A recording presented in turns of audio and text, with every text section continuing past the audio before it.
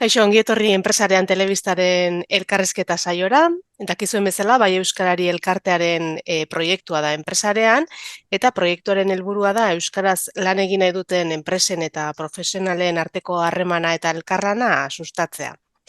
Bai Euskarari komunitateko entitateak ekartzen ditugu elkarrizketa saio honetara, eta gaurkoan ASLEren txanda da. Euskadiko Lan Sozietateen elkartea da ASLE. Eta gurekin ditugu Libe Bastida, teknikaria, eta Jon Enolte, ASLeko zuzendaria. Kaixo bioi. Kaixo, arratsaldeon. Kaixo. Bueno, konta eguzue, zer da ASLE, Euskadiko Lan Sozietateen taldea, eta zein dira elkartearen egin beharrak? Behar bada nik hasiko naiz, ASLeko zuzendaria izan da, uste dut nire txanda dela kasu honetan. Bueno, ASLE ordezkaritza lana burutzen duen erakunde bat da.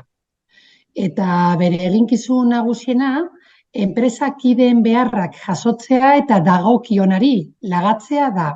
Batzutan, elkarte publikoei, beste batzutan ekosisteman dauden agente ezberdinei, baina hemen garrantzitsuena da enpresen ahotsa entzun daitela. Hori da gure eginbide nagusiena. Era berean, lobby funtzioa ere betetzen dugu. Enpresa hauen, lan sozietateen erregulazio baldintzak hobetzeko. Euskadin oraintxe bertan 6.000 langile inguru enplegatzen dituzten 550 lan sozietate daude, eta hauetatik erdia baino gehiago ASLEren kideak dira. Testu inguru honetan, ASLek ordezkaritza lana egiteaz gain, bere kideei zerbitzu ezberdinak eskaintzen dizkio. Horretarako, saiatzen gara enpresengandik hurbil egoten, haien arazoak jasotzen eta beraien erronka nagusienak ezagutzen saiatzen gara, eta hauei irtenbide ezberdinak aurkezten dizkiegu. Zein asmoz? Laguntzeko asmoarekin logikoa den bezala. Hau normalean egiten dugu bai ASLek zuzenean duen pertsonalarekin edo lankideekin, edota batzutan guk ditugun aliantzez baliatu egiten gara zerbitzu hauek edo laguntza hau emateko. Esan duzu ez, lan sozietateei laguntzen diezula nolabait, zer da lan sozietate bat? Eta ze berezintasun ditu gainotzeko enpresen motekin alderatuta? Normala da galdera hau egitea, ze lan sozietateak ez dira hain ezagunak. Eta, aukera ematen diguzu ere azaltzeko zein den lan sozietatearen ezaugarri nagusienak. Nik esango nuke lan sozietateak direla negozio kolektiboak bultzatzen dituen enpresa eredua. Eta honek kalitatezko enplegu iraunkorra bermatzeaz gain langileen enpresa parte hartzea dakar. Hau da, ideia nagusiena. Baina ikuspegi formal batetik, esan dezakegu lan sozietateak merkataritza enpresa eredu bat direla. Zeinetan jabetzaren gehiengoa enpresan lan egiten duten pertsonena da. Batzutan 100% izan ditzakete eta beste batzutan gehiengoa soilik. Beraz, enpresa mota honetan bazkide kapitalistak ere egon daitezke, hau da, kapitala jartzen dutenek, baina lan egiten ez dutenek. Orduan, hau da, esango genuke zuzenbidearen aldetik edo ikuspegi formal batetik ezaugarri nagusienak. Beste alde batetik, langileen parte hartze demokratikoaren aldeko apostua egiten duen eredua da. Horregatik, bazkide batek jabetzaren herena baino ez izan dezake. Hori dela eta, lan sozietate gehienak 3 bazkide baino gehiago dituzte. Salbuespen bakarra, sortu berri diren enpresak dira, 2 pertsonekin jaio daitezkenak. Enpresa eredu honek, kapitalaren eta langileen ongizatearen arteko oreka bilatzen duen negozio eredua da. Formula honen bidez, lehiakortasun emaitzak lortzeaz gain, bai laneko errenten zein negozioaren errenten birbanaketa bidezkoagoa lortzen da. Aldi berean, eredu bikaina da, bai enpresa lurraldera errotzeko, bai pertsonen talentua atxiketzeko zein tokiko garapen handiago bat sustatzeko.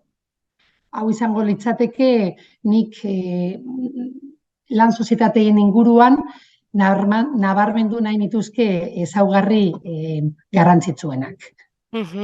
Ezaugarriak esan dituzu, balorei dagokienez, zeintzuk izango lirateke lan sozietate baten baloreak?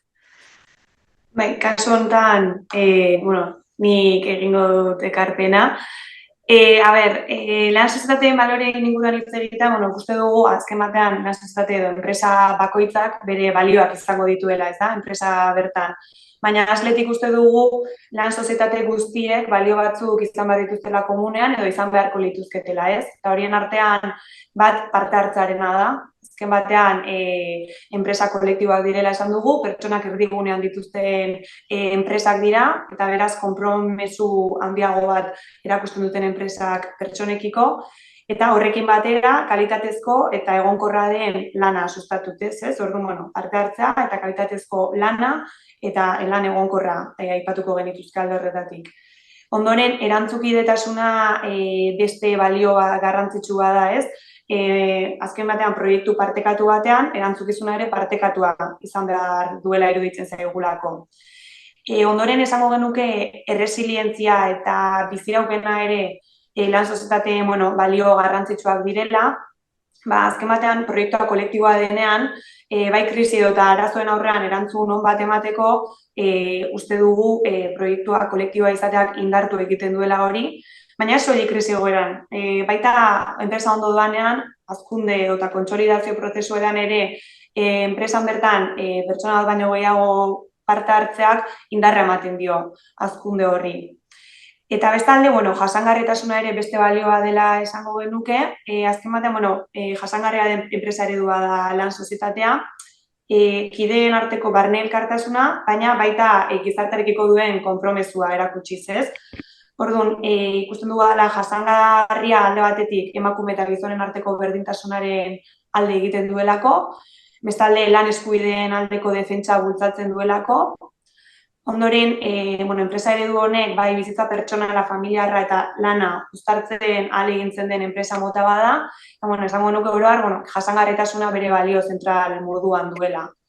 Eta azkenik, lurraldean errotutako enpresak dira, eta guretzat hori oso garrantzitsua da baita ere nabarmentzea, azken batean lan sozietateek tokiko eta lurraldeko garapena sustatzen dutelako lana sortuz lurraldean eta bertan aberastasuna sortuz. Asko esan daitezke, baina hauek nabarmenduko nituzke kasu honetanik. Bai, pixka bat baloreak, ezaugarriak eta guztiak kontuan hartuta, lan sozietate bat martxan jarri nahi izango bagenu, zer hartu beharko genuke kontuan?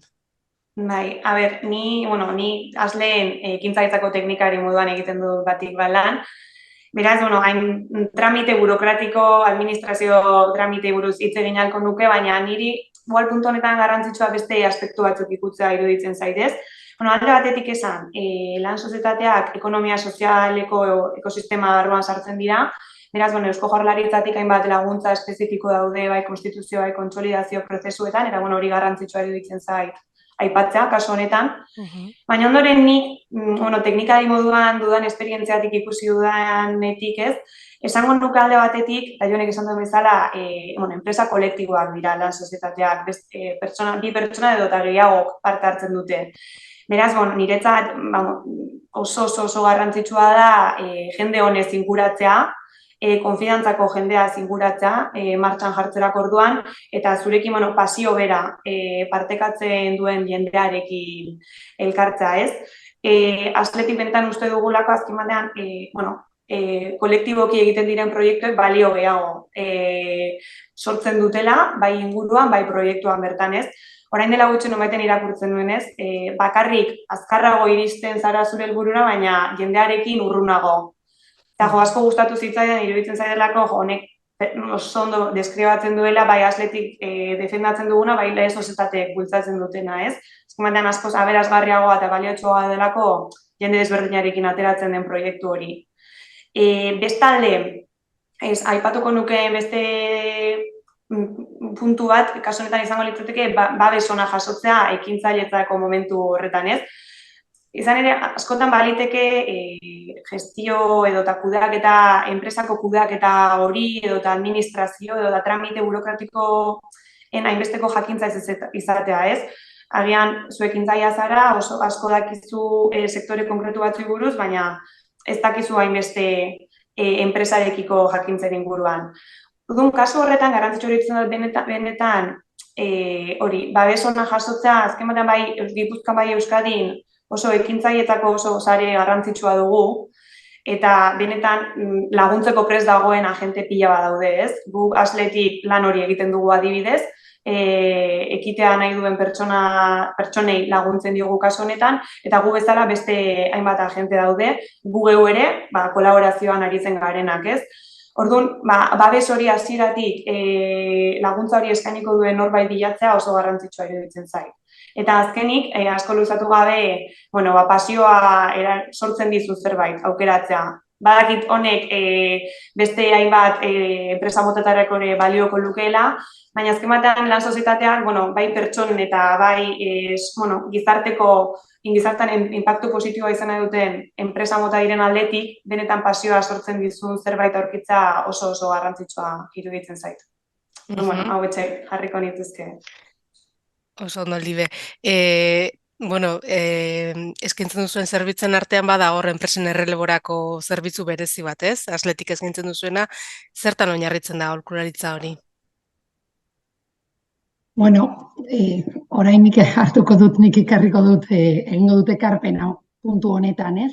Ze egia da azken urteotan, eta kanpoan egindako hainbat proiekturen ondorioz ikusi genuela, bai Europa orokorrean eta Euskadin bereziki, belaunaldi aldaketa prozesu sakon bati aurre egin behar zaiola.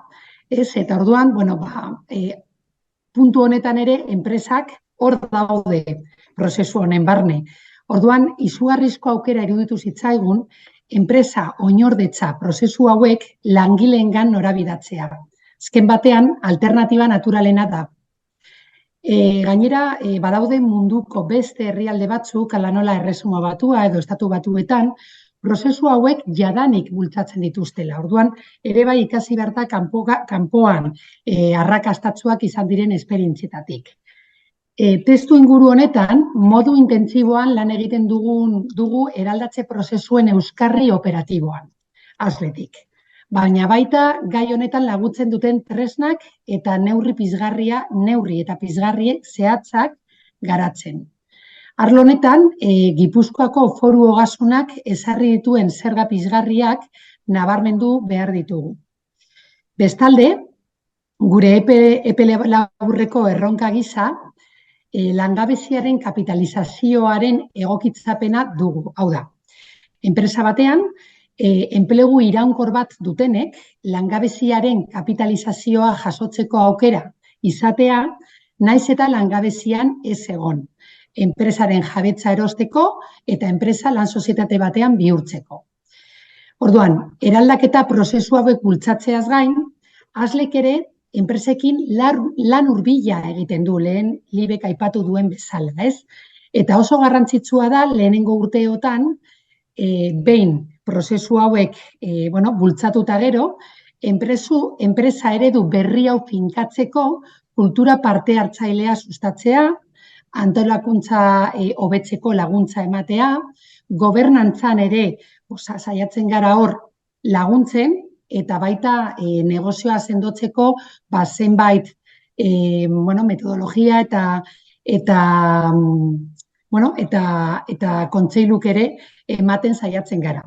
Eta hor aritzen gara, ez bakarrik prozesuan alde operatiboan, baita erraminta berriak eta neurri berriak bultzatzen ditugu, lobiren aldetik, eta azkenik oso garrantzitsua da enpresak sendotzea, ez bakarrik prozesu bat garatzea, baizik eta baita ere etorkizunera begiratuz, enpresa hauek sendotu. Ze azken batean, kultura aldaketa bat suposatzen du lan sozietate batean bihurtzea. Eta horretan gaude lan egiten. Aipatu duzue langabeziaren kapitalizazioa, ezta? Orain dela gutxi onartu dugu Espainiako gobernuak martxan jarri dugu langabezia kapitalizatzeko aukera hori. Ez dakite, azkartu duen nolabait lan sozietateak sortzeko aukera edo ikusi duzuen hortik mugimendua?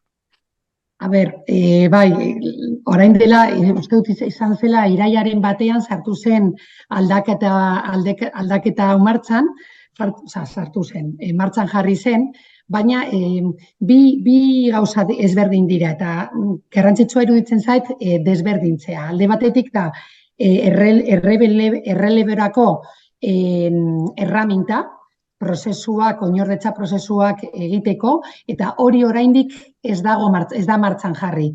Bada, erronka bat urrengo hilabetetarako. Espero dut hilabetetarako eta ez urteetarako. Eta bai, hilabete batean martxan jarri zen neurria da, langile ez partaideak, langabezian egon, naiz eta langabezian ez egon, kontratu iraunkor batetik kapitalizatzeko aukera. Kapitalizatzeko aukera, enpresaren jabetza erosteko, enpresaren akzioak edo partizipazioak erosteko. Baina hau da, beti eman behar da lan sozietateen esparruan. Orduan, neurri berri hau oso garrantzitsua da. Ze kontutan izan behar dugu, honek pertsonen finantza gaitasuna pilo bat erresten duela.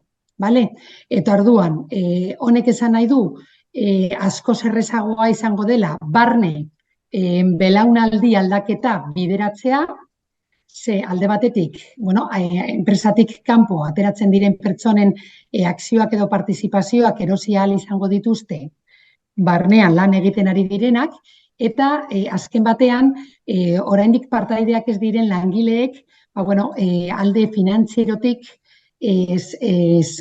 errestasun askoz handiagoa izango dute neurri honen bitartez. Orduan, nik uste dut azpimarratzekoa dela lortutako neurri berri hau, ze, zurekin ados nago, nik uste dut askoz errezagoa izango dela, belaunaldi hori bideratzea, eta, enpresa hauek ez izatea bakarrik 30 urterako, baizik eta urrengo belaunaldirako, eta urrengo bi belaunaldirako, hau da, enpresak 100 urtekoak edo gehiagokoak izatea bultzatu ahal izango dugula neurri berri honen bitartez.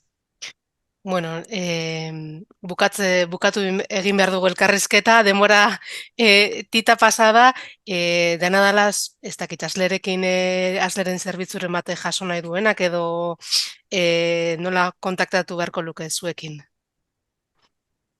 Azlen, badakizu, naiz eta Euskadin gure representazioa hiru lurraldetan egon, badaukagu bulego bat hiru lurraldeetan, Libe konkretuki Gipuzkoako bulegoan lan egiten du, egunero. Esan behar dugu, badaukazula gure weba, badaukagu redes sozialesetan hor, badaukagu presentzia bebai, telefonoa, beti egongo da norbait azlen, edozein galdera, edozein hausnarketa, edozein pertsonarekin kontaktuan egoteko, eta saiatzeko lan sozietateen munduan sakontzen, eta pertsonak laguntzeko, horretarako gaude, eta gure zerbitzuak beti prest, edozein pertsona, edozein enpresa laguntzeko, gure esparruan, noski baietz, ez beste esparruetan, baina hor aurkituko gaituzue beti. Oso ondo. Libe, Jone, mila esker enpresarian telebistan parte hartzagatik. Zuei. Eta... Benetan zuei, aukera hau emateagatik, benetan. Eta hementxe utziko dugu, gorko enpresarian telebistaren saioa, adi gure sarei, urrengo elkarrizketarako, bai euskarari edo enpresarian sareetan aurkituko izango duzue gure berri. Ondo segi.